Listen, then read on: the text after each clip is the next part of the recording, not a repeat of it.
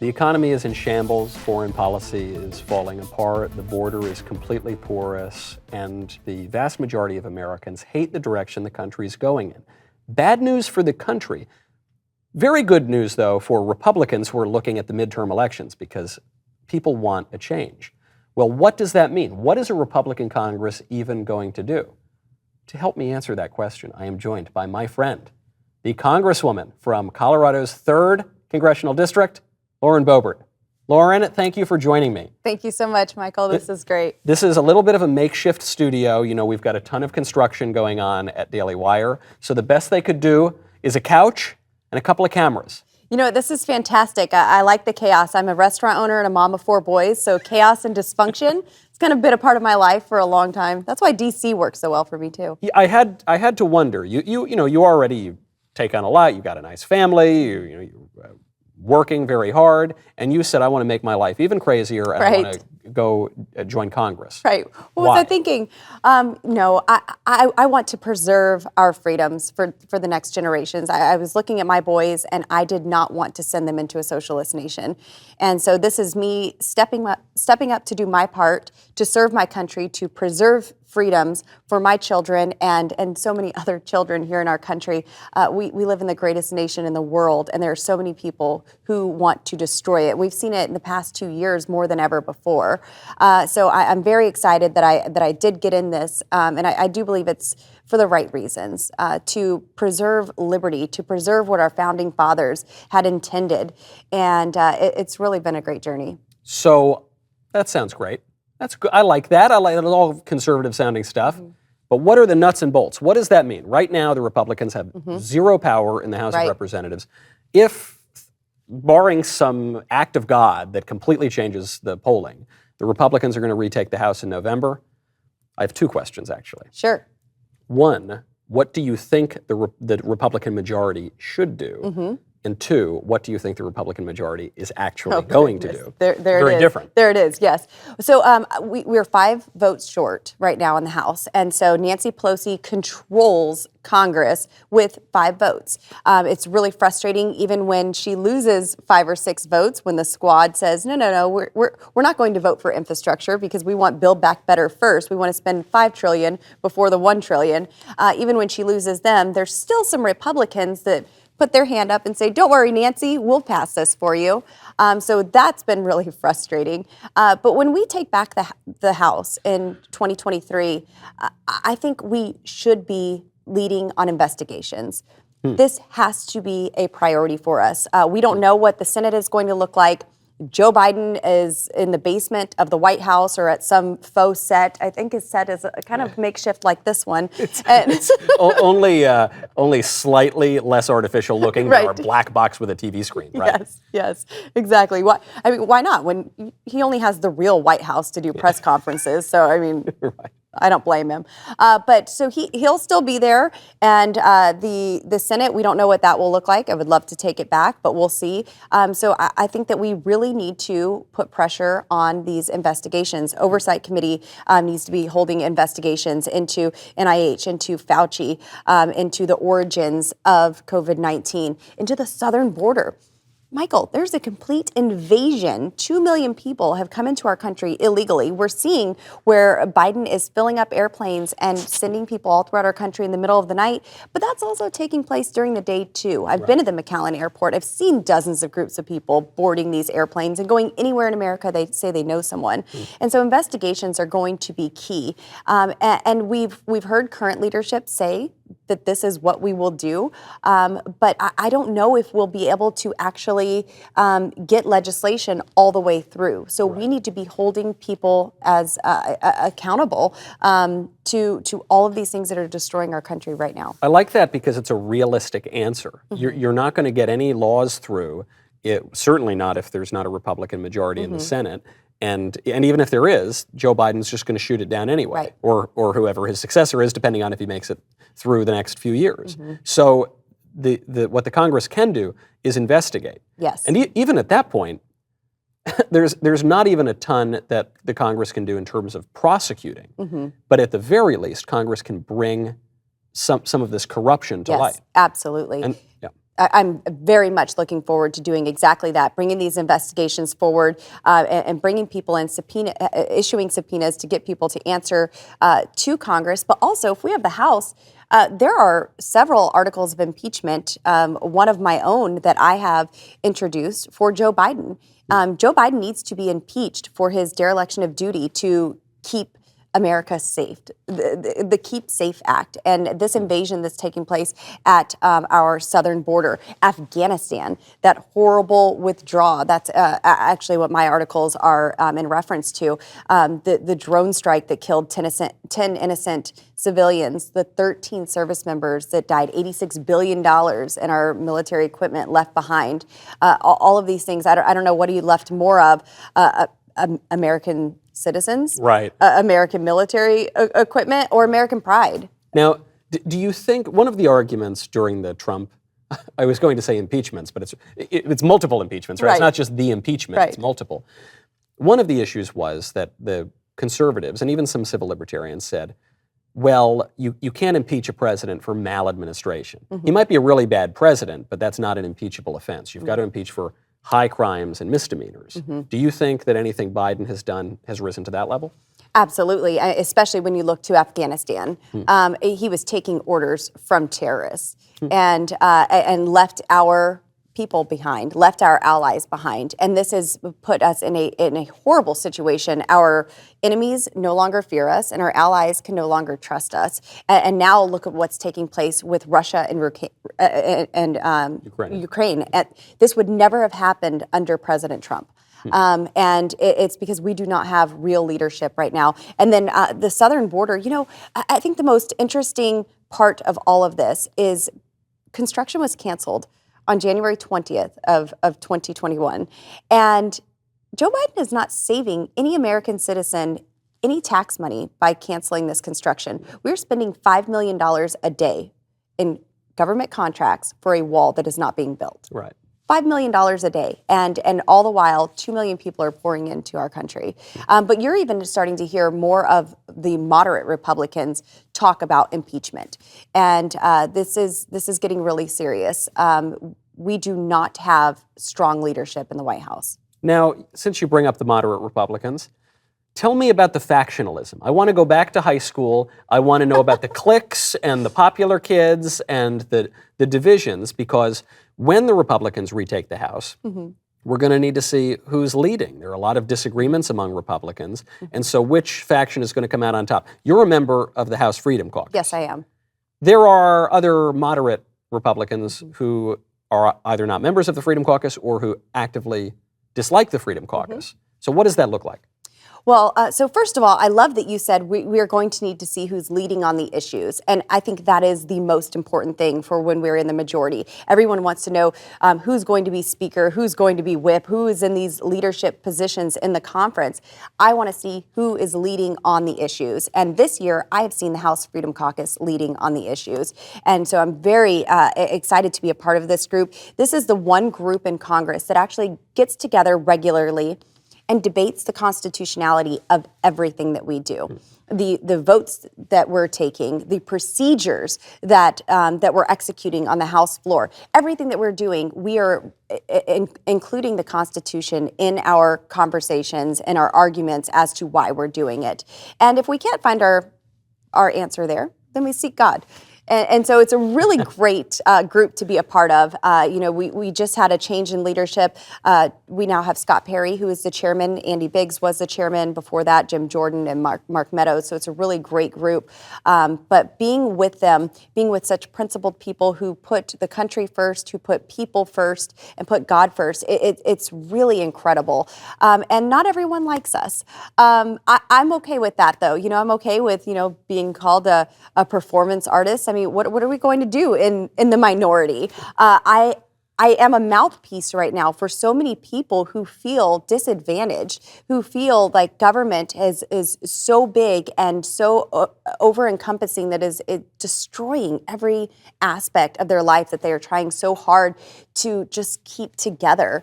And I said on the campaign trail, if we are silent, we lose by default. Yeah. So if I have to be dramatic and loud to get the message out, then so be it. Right. I think politics has always had a little theatricality A little bit, to it. yes. You're Now, jumping out of airplanes. So, Just, was that a veiled? No, I don't know. I just can't. Hold on, I can't. Well, this actually, the reason it matters, the kind of clickiness and the different factions, is because one of the groups that historically doesn't play that well with the Freedom Caucus is House Republican leadership.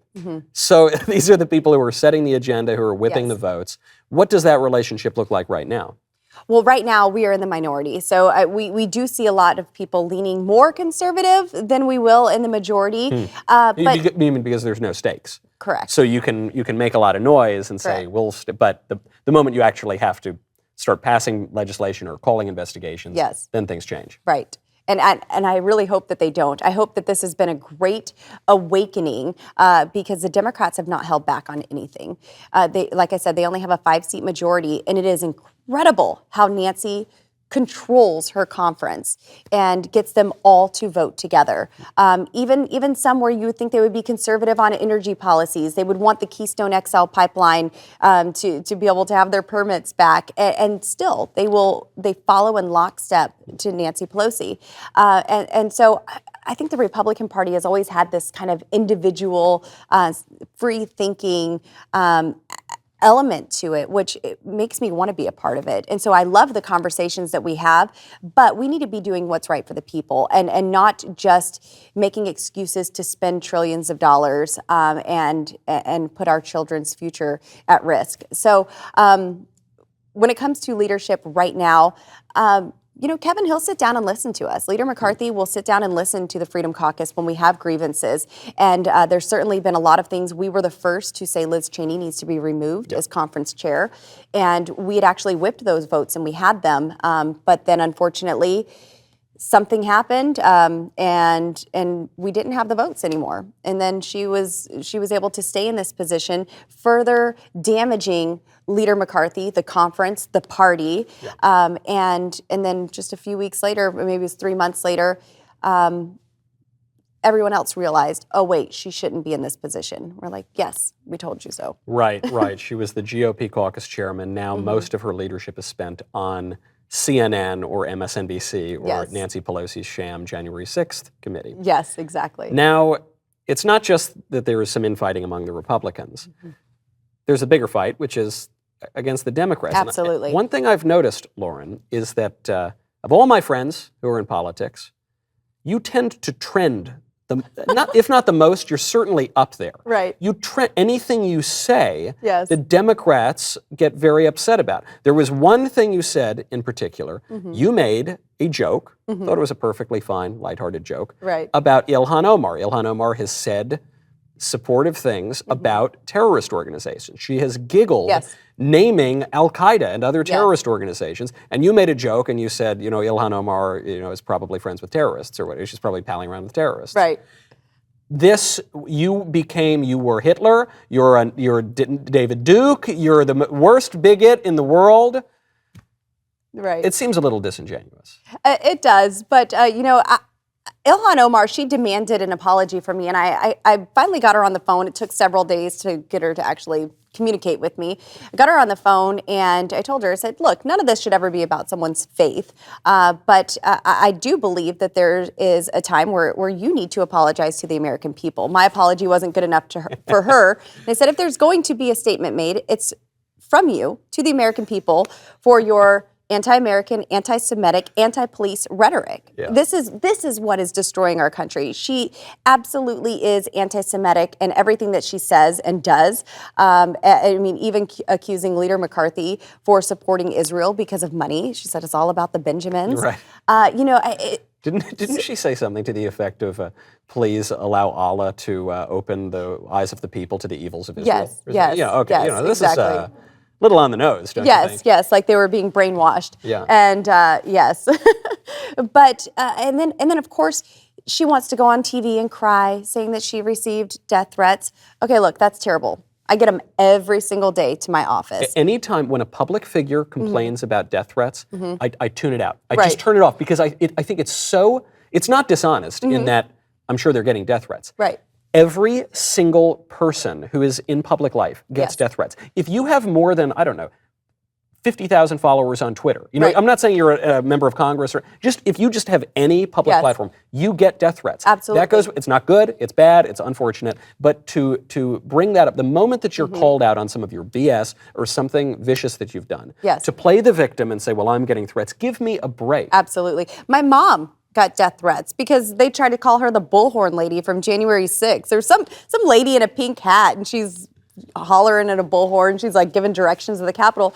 And people were saying that this was my mother. My mother was getting death threats. So anyway, so she goes on TV, cries, plays a little video. I'm like, I got 7 of those, girlfriend. Like, do you want the ones from today or all week? Or but all the while, she is the one who wants to defund, dismantle, disband our law enforcement agencies. Yeah. And so you're crying about receiving these threats, and you want to get rid of Who's the gonna people protect who you? would protect you. Now, you know, I remember when that happened, the hullabaloo happens. So, you told an off-color joke. I'm sure no one has ever done that. You suggested that one of your colleagues might have radical views and associations. The Democrats would never do that, right? Oh, no, Joe never. Biden just called us all Nazis, Right, but right. they would never do that. And so they make a big deal. I was so nervous that you were going to apologize, do one of these public floggings. And I Right. thought, no, please, not you, Lauren. No, I know a lot of squishes would do, but not you, Lauren. Right, And then you made the apology a demand that she apologize. Right. I loved that. Yes, I did. I did demand that she apologize. And you know, to the Muslim community, this wasn't anything to do with them. This is Ilhan Omar and her radical extremist views, Right. Which I don't think we really discuss enough. AOC gets a lot of the attacks. A lot of people point to her as the leader of the squad, but I mean, I kind of think it's Ilhan. And isn't it fair? I mean, isn't it fair if you're a member of Congress to ask, what do you believe? Right. Or we're not allowed to talk? I mean, obviously politics has a relation to culture. Culture is downstream of religion. Our thoughts on I'm not saying there ought to be a religious test for some office, but surely the things that we believe about morality, about ethics, about the nation, about the relationship of the citizen to the polity, these are important questions. Absolutely. They're totally fair. They're only fair when it comes from the Democrats, though. It's not when the Republicans do it. You're not allowed to ask them. Right. Everything is a double standard. You know, it's interesting. Gosh, look at the Ukraine call that Joe Biden just had. Talk about a double standard. Release the transcripts. Yeah. What's going on with that call? When President Trump talked to Zelensky, they demanded that we release the transcripts. Yeah. He released them. So He was impeached. right. If they could have impeached Trump a third time, they would have done that too. Over, I don't know, because he put too much ketchup on his steak. Right. Now, before I let you go, Lauren, I know you're very busy. The producers have put together a series of images. Because, listen, politicians, you're very good. You've got your answers. You know, you've thought through these. So I want your instant response. When you see an image, I want the first word that comes to your mind, okay? Well, I saw my deputy chief roll his eyes when I said Zelensky, so let's say Zelensky. Okay. Zelensky, I don't even speak Ukrainian myself. Right. More to get to in 1 second. First, though, I am sure you know about the Ring video doorbell because I've been telling you about it for years. You know, it's this amazing doorbell where you can see and speak to whoever is at your doorstep, whether you're in the house, at the office, on the other side of the world. It's amazing. Did you know that Ring makes an alarm? Ring Alarm is an award-winning home security system with available professional monitoring. Best of all, you can install it yourself. It's so simple, even I can do it. I'm not exactly the handiest guy in the world, but you can. It's amazing. You can get all the sensors for motion, doors, and windows that will work on any house or apartment just like yours. I love it. Ring gives me peace of mind, whether I'm away from home and sweet little Elisa and the baby are there, or whether we're all away from home and you're going to protect your home against not just the bad guys, but sensors that will help prevent your home from flood, freeze, and fire too. It's amazing. Professional monitoring gives you the ultimate peace of mind. It's super inexpensive, by the way. You get award-winning professional monitoring for less money per year than you probably pay for a month of the old kind of services. Go get the Ring Alarm. Go to ring.com/Michael. Get a great deal on a Ring Alarm home security kit today. Ring.com/Michael. All right, we've got the producers have put together these. I think I haven't even seen all of these images. Just right off the top of your head, Let's go. Aw, Adam Kinzinger's buddy. Does she get an Oscar too? You know, it's more than one word, but I'll let it stand. Oh, one word. Okay. Adam Kinzinger's buddy. That's Kinzinger. good. That counts. That's good. Do I know her?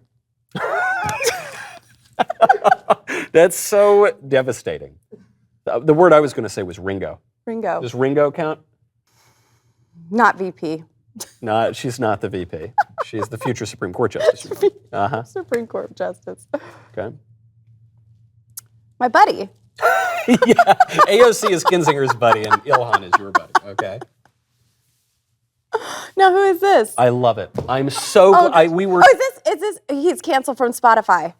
Neil Young. He's Neil Young. Oh, yes. there you go. We were taking bets. We were actually taking. We said, does anyone know who Neil Young is anymore? And because the whole argument, Neil Young goes to Spotify and says, all right, guys, if you don't take Rogan out, I'm gone. And they said basically, don't let the door hit you on the way out. Exactly. No, I followed the story, but no, I don't. That was follow such Neil an Young. edifying, genuine reaction. Yes. Who is this? Who is this? Who? Who is this? Yes. Who's that man? Okay. We should have done pantsuit. We should have done a run through of these. Yep. That's pantsuit. That's fair enough. Fake news. Fake news. That's. I mean, come on. Mr. Yeah. President really burned that into our brains. You can't think of anything else. Mm-hmm. Decaying. You know, the House chambers is very, very cold, and I am certain it's because we are preserving her body. That's true, because formaldehyde might not be Yes. in the budget, but so you turn the temperature. Do you see this platypus hand? Am I allowed to talk about it? Wow. Yes. No, I think, Tucker was making fun of some of the speaker's surgeries, so I think it's all fair game at this Yes. point. Okay. 1776. Let's just roll with it. No, so you know what? Actually, I want to talk about that. So that day, I was so dang excited to actually put my name to documents, to have the debate, to have the conversation in Congress about the election, and to sign my name to these documents, just like our founding fathers had done. And I was so excited when I woke up that day. And the Democrats have taken this, and they have just It's the worst attack ever. worse than 9/11. Insurrection. It's horrible how they can just change the definitions or run with a narrative and make so many people think that it's something that it's not. Well, what's amazing too is call it a riot. It's fine. You say that there was broken property. Sure. The only death in the political violence was from a trigger-happy cop at one of the rioters. Ashley Babbitt. Ashley Babbitt. But okay, fine. You say there have been plenty of attacks on the Capitol, many in history. Yes. So this Bombs, is something. things like Yes, that. exactly. So I had just brought this to the Sergeant at Arms' attention. We are several hundred police officers short at the Capitol right now. Maybe it's because they've been attacked for the past 2 years and demonized. But regardless, we are several hundred short. And I was talking with the Sergeant at Arms. He doesn't want us to carry our firearms. I told him this day, January 6th, was the most vulnerable day of my life because I was disarmed. I was not unarmed. Yeah, right. I was disarmed. I wasn't allowed to have it in there. There's people shaking the doors. yeah. And, I wasn't looking to my colleagues to the left and right of me saying, I hope there are enough metal detectors outside. Right. No, Of course. I wanted my firearm. Yeah. I didn't know what was on the other side. Well, anyway, so we're having this conversation, and I said, I knew before this day that this building was not secure, and this is why I wanted my firearm in the Capitol. And we know about the bomb outside the Senate chambers. We know about the Puerto Ricans who came in and shot inside the House chambers. You can look at the ceiling, see the bullet hole. You could look in the desk drawer on the Republican side and see the bullet hole in the desk drawer. The Capitol police officers who were shot in the head, and then people still made it past them. And even recently, there was a staffer who accidentally brought in a firearm. It took 12 minutes for him to be apprehended and detained. Right. 12 minutes. And yet they say, despite all of those past examples, they're saying that the Midwestern dad cracking a Coors Light in the rotunda, that was the greatest threat to democracy. Right. And it's not as though one needs to say this was the greatest event in the history of the world. You can simply point out it wasn't an insurrection. And in as much as it was an insurrection, if you really insist on using that term, Not only was it not the worst insurrection in history, it wasn't the worst insurrection of the year. Right. After 8 months of BLM. Yes, exactly. That is great. I love that gut reaction to say BS with this narrative from the left, because so many of the facts that we're basing this on turned out to be untrue. Right, absolutely. And even the New York Times had to admit it. Yes, and the Democrats spent the entire year normalizing and incentivizing riots and looting and beating up police officers. And yes, and Kamala Harris funded it. Yes, and bailing them out of jail. Yeah. I mean, yes, it's ridiculous. All right, next one. Liar. Liar. I was going to say the devil. I don't know. Yes, fire Fauci. Speaking of investigations, by the way, if absolutely if you guys retake the House, this guy's getting dragged to Capitol Hill. Daily. Great. Yes. Great. Yes, we are not relenting. Capitol Hill or Gitmo. I settle for either. Okay. Yes. That's it. That's all of them. So, Lauren, you're in town for a couple of days, then you're back to Washington, D.C. Yes. When you're looking at the months ahead, we're preparing for, you'll have a re-election as member of Congress. We're preparing to retake the House. Yes. What do the next few months look like? Well, for me, there's a lot of work in district, but I've done that all year, and it's been some of the most exciting parts of this job. I go to Washington, D.C., I quarrel with Democrats, we strategize in the Freedom Caucus, we put forward legislation, but then I come home and I travel my 50,000 square mile district and connect with so many people at home. And so that's the next few months for me, is a lot of time in the district connecting with people. We'll have a primary. There's a lot of rhinos that are upset that I'm doing what I said I would do. But I've never heard, a conservative say, I just want to elect somebody who's going to give in and relinquish their principles and back down on day one.